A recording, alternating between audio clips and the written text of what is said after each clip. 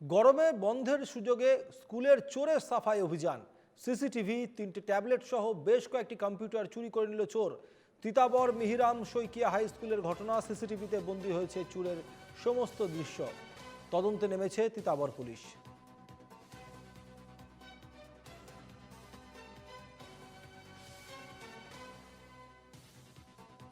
বিদ্যালয় আহোঁতে পিছত গম পালোঁ যে দৰ্জা ভাঙি থৈছিল আৰু দৰ্জা ভাঙি থোৱাৰ কাৰণে তেনেকৈ আমি সোমোৱা নাই পটককৈ। পিছত প্ৰশাসনৰ মানুহ আহিলে, তেওঁলোকৰ সন্মুখত দৰ্জা খুলি সোমালোঁ।